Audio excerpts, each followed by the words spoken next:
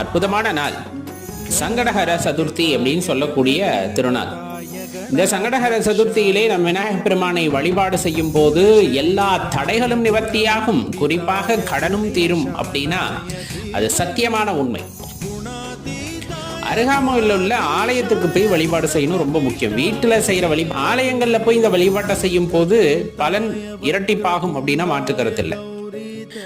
விநாயகப் பெருமானுடைய காயத்ரி மந்திரத்தை சொல்லிட்டு மாலை நேரத்துல நீங்க ஆலயத்துக்கு போய் அதே போல அருகம்புல் மாலை, இந்த அருகம்புல் மாலையும் ரொம்ப சிறப்பு.